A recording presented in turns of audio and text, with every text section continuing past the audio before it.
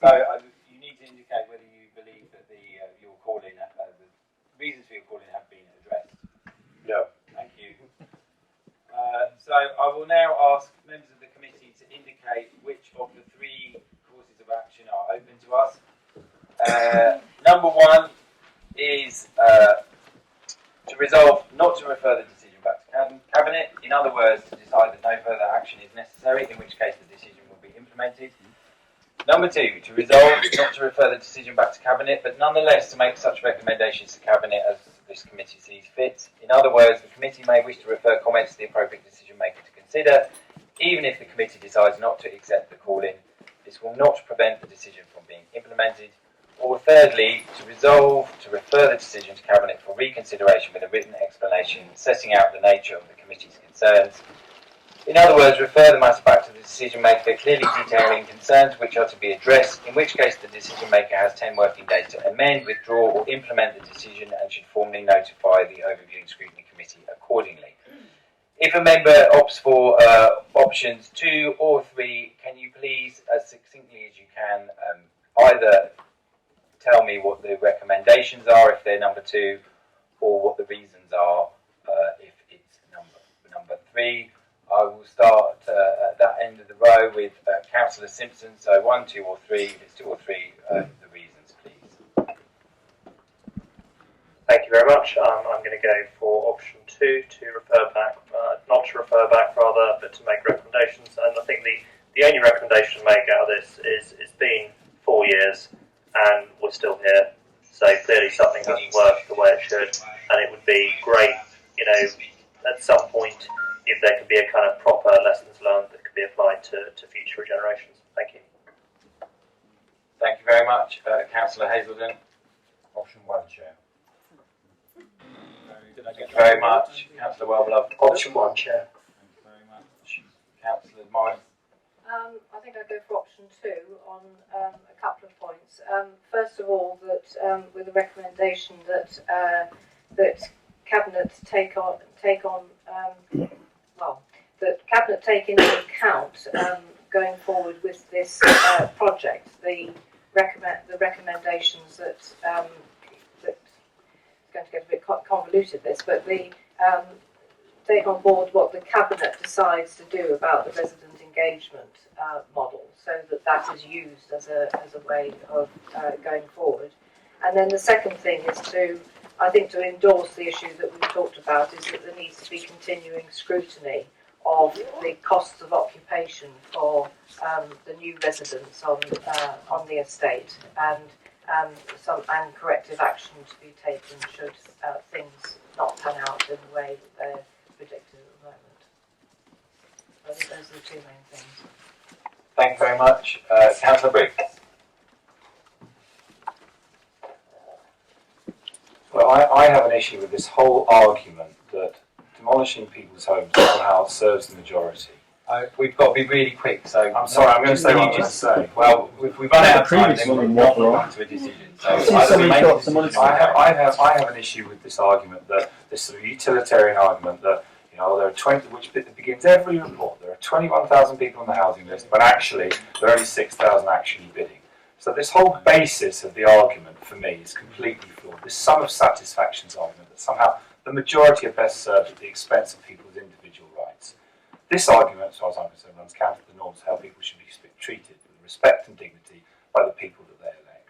And given the failure to repair, I think there's a moral imperative to refurbish, unless it's absolutely clear that the benefit will be to the individuals who are already living in the houses, not the people who might be living in the new houses. So, on that, as with all these things, the consultation should not just be a matter of seeking legal advice at each stage. It should be, I'm still not clear who's actually in charge of the consultation. This has been going around for years. I've been a councillor for 2 years. I'm still not clear who is in charge of conducting the consultation, because I don't think anyone actually is. So, and I think that's telling. So for me, it's number 3. I don't understand why number 4 isn't on the list. To resolve the matter to full council if it's felt the decision is contrary to the council's budget and policy framework. Who feels whether the decision is contrary? Why shouldn't it should be a matter for the committee to decide whether they feel that the decision is contrary to the council's budget and policy framework? So unfortunately, I had to do 3, but I would do 4 if it was available. 4 isn't available because we've taken legal advice that it's not applicable in this circumstance. Councillor Parker. Option 2, and I'd like to add the recommendation that people who may, homeowners who may end up going for the shared ownership option, I'd like the decision maker to review the whether it is equitable that people in that situation who are paying a proportion of rent as opposed to owning equity will be faced with the 100% of Section 20, any Section 20 costs that might affect that property in the future. Thanks. Thank you, sir. Councillor Dwyer. Option 2. Yeah, I would like to option 2, and I would like to agree with Councillor Morris's recommendations and strengthen somewhat in terms of As concise as you can, I've got less than 2 minutes. yeah, the financial monitoring risk assessment. We want to come back to scrutiny, and I'm wondering whether or not there are opportunities around incorporating some of the best ideas of the People's Plan, and that would help us to implement the resident involvement in scrutiny in regeneration. That you could find a way of building these ideas in. It's possible, surely. Councillor Wilson. Option 1. How many did I get right? Thank you. So that comes to me. I will opt for option 2, which means there's a majority for option 2. There's 5 for option 2, 3 for option 1, 1 for option 3. In summary, the recommendations to send back to the decision maker are at an appropriate time. There should be a proper lessons learned exercise into what has gone wrong in terms of the Cressingham consultation, given that we're 4 years into the process and there was a successful judicial review. We do accept that lessons have been learned, and therefore we've got better outcomes on places like Westbury, which we've heard from. Second recommendation is that the Cabinet take into account the recommendations of the Resident Engagement Commission, which they already committed to do at the June, I think you said, Cabinet meeting, and that those are added to perhaps by some of the comments made by Councillor Atkins, who actually chaired the Resident Involvement Commission, particularly about how we ensure reasonable conduct from people taking part in these very difficult conversations, so that we get the widest possible buy-in from people that aren't necessarily as loud and robust as some other people, often for very good reasons. Number 3 is continued scrutiny of the costs to residents in the future. There are clear concerns that the overall expenses, when you take into consideration the energy, council tax and increased rents, may be prohibitively and unfairly expensive to current residents, and we want to ensure that these social housing and other properties are genuinely affordable to the residents who are currently living there, and if any unfair expenses are found, then corrective actions are suggested and taken. Councillor Parr mentioned a review of the leaseholders who will be in a shared ownership situation, whether it's fair that they bear the full burden of a Section 20 cost when they don't own the whole full property.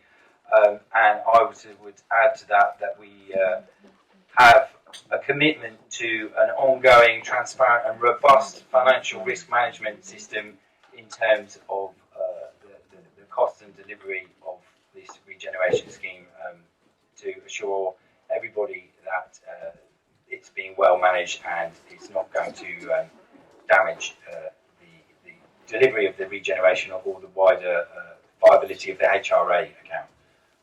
If I've missed anything, committee members can add anything in writing. We will share those and confirm them and send them to the decision maker. Thanks very much to the residents, the officers and everyone else who participated. And thanks very much to the committee, particularly Councillor Morris, who came in very late and had to read a huge number of papers at a very short amount of time.